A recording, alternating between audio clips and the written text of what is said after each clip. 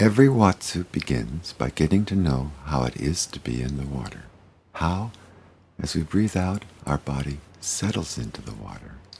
How, as we breathe in, the water lifts our body. Every Watsu begins by surrendering to the water together and letting it breathe us up. The first thing we do when we lay someone back in our arms is to make sure those arms are in the right places. One under the head, not the neck. The other under where their weight balances. Not lifting them up, but letting the water do everything. We breathe out. When they breathe in, the weight on our arm gets lighter.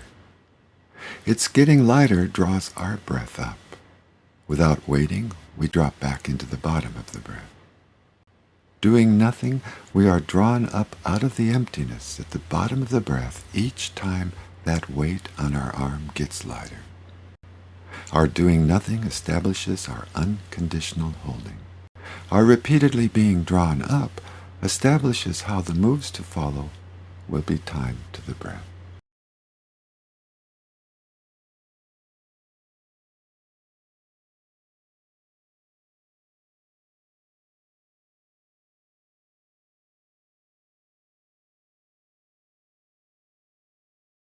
With the first of these, the offerings, we settle to one foot as we breathe out and push against the bottom with that foot as we breathe in, and then settle to and push with the other foot. Each push arrives in our opposite arm to pull them around, a movement they are offered out with until our other foot pushes and our arm pulls them back to offer them to the other side. The offerings are all done to our own breath. Since this is a movement, it doesn't stop to wait for their breath.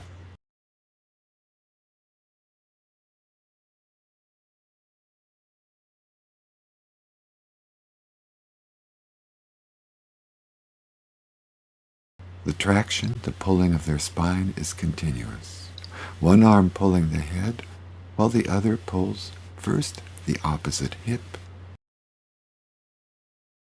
then one knee,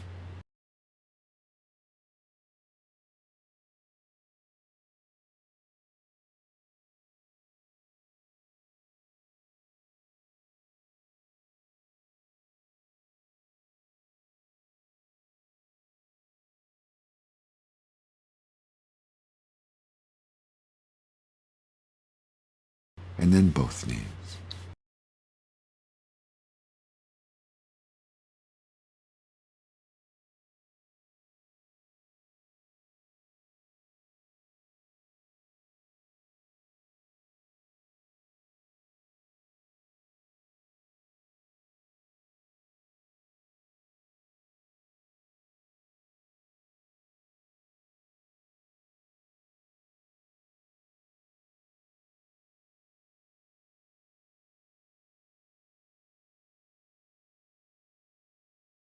The offerings are followed by the accordion, which is also timed to the breath, opening our arms on the in-breath and closing them on the out-breath.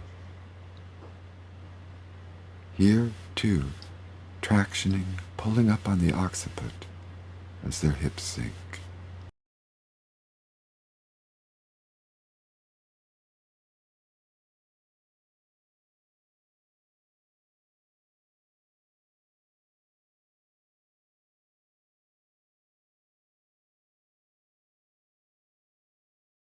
Then, with one hand supporting behind the shoulder, we rotate their knees and rock our pelvis as we swing their hips in the spiraling accordion.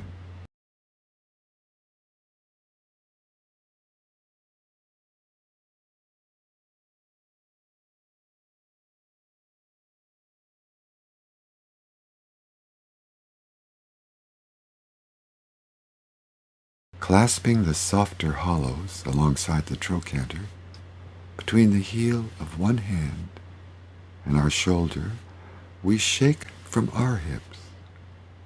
In India, these are considered gates where the spirit enters. Our shaking takes us way beyond the breath. we stop in stillness. Up till now, the breath has been drawn into all our moves.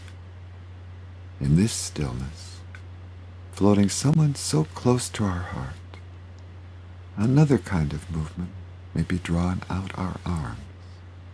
A movement that is not breath-timed, but is a continuum without beginning, without end.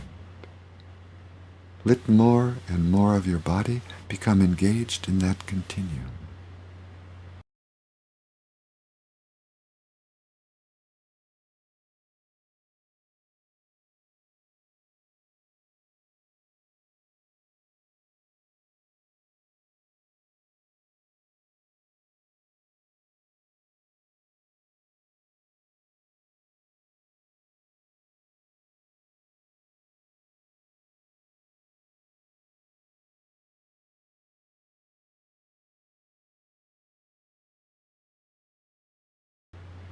Explore how your engagement in that continuum changes as you hold the near gate in your hand.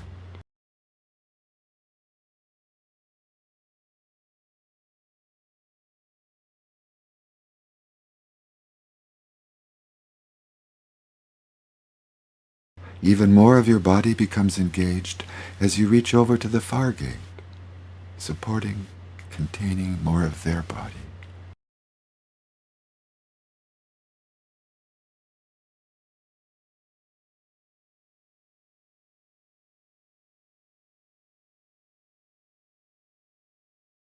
Then freeing their arm, hold them out in a stillness, so far out that whatever is ready to be drawn up within them can be without your engagement.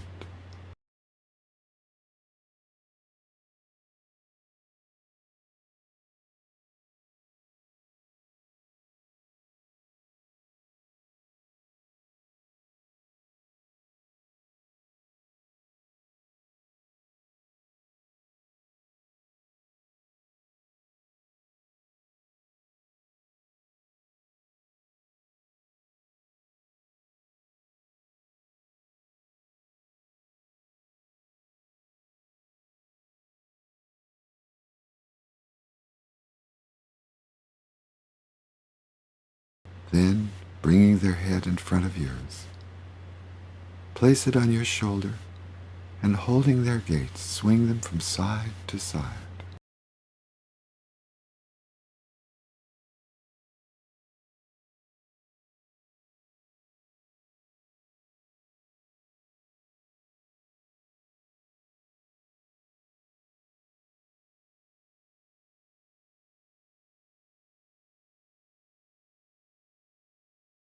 When their feet are farthest from the side their head is on, slide the head down to your elbow while you work the arm in behind your back to do their second side.